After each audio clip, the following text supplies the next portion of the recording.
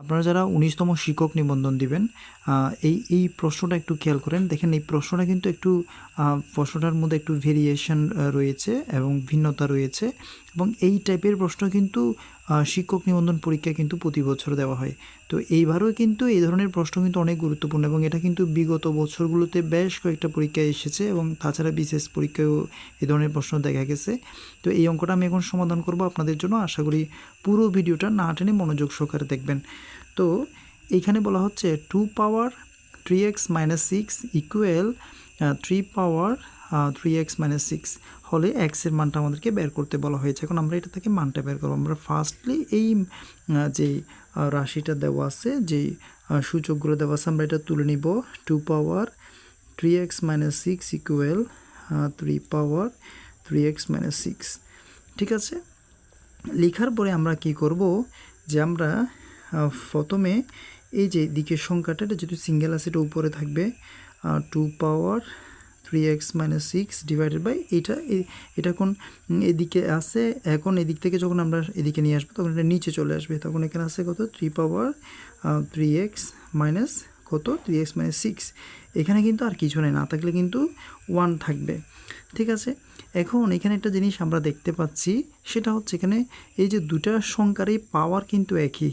এখানে 2 এর উপর পাওয়ার যে 3x মাইনাস 6 আছে, এখানেও 3 এর উপর পাওয়ার হচ্ছে 3x মাইনাস 6, হয়তো দুটার পাওয়ারই একই। সো আমরা কিন্তু এটা এভাবে লিখতে পারি, পাওয়ারটা যেহেতু একই আমরা এভাবে ব্র্যাকেট দিয়ে এই যে 3x মাইনাস 6 আমরা এভাবে লিখতে পারি। এটার অর্থ কি? এটার অর্থটা হচ্ছে এই যে এখানে 2 এর উপরও পাওয়ারটা আছে, 3 এর উপরও পাওয়ারটা আছে, এটা আমরা সবাই জানি। এখন এখানে একটা বিষয় হচ্ছে যে এখানে আছে 1, আমাকে যেহেতু বেস মিলাইতে হবে, কারণ x এর মান বের করার জন্য আমাকে জাস্ট এইটা রাখতে হবে, এই জিনিসটাকে ভ্যানিশ করতে হবে। অর্থাৎ আরেকটা বেস যদি আমি এভাবে আনতে পারি তাহলে কিন্তু আমার এটা কিন্তু বাদ যাবে। তাহলে এখানে কিন্তু আছে 1, তাহলে আমি কি লিখবো এখানে? আমরা একটা জিনিস সবসময় আমরা সূচকের অঙ্কের বেলায় মনে রাখবো, সেটা হচ্ছে কোনো সংখ্যার উপর যদি পাওয়ার হিসেবে 0 থাকে সেটা সমান আমরা 1 লিখি। তাহলে আমরা এখানে 2/3 আছে, সো আমরা এটা এখানে 2/3 ইজিলি লিখতে পারি। 2/3 পাওয়ার হচ্ছে 0, কারণ 2/3 পাওয়ার 0 মানে হচ্ছে 1। সেই জিনিসটা কিন্তু আমি এখানে বলেছিলাম যে সূচকের বেলায়, সূচকের অঙ্কে কোনো সংখ্যার উপর যদি 0 থাকে, 0 বাদে, তাহলে সেক্ষেত্রে আমরা 1 লিখব। যদি 1 এর উপর 0 হয় তাহলে সেটা সমান হচ্ছে 1, 2 এর উপর 0 হলে 1, x এর উপর 0 হলে 1, এখানে y এর উপর 0 হলে 1, 5 এর উপর 0 হলে 1। অর্থাৎ কোনো সংখ্যার উপর যদি 0 পাওয়ার হিসেবে যদি 0 থাকে সেটা সমান আমরা 1 লিখব। তাহলে এটা সমান 0 মানে হচ্ছে 1। এখন যেহেতু এখানে বেস যেহেতু মিলে গেছে, তাহলে বেস বাদ যাবে, আমার থাকবে কি পাওয়ারগুলা।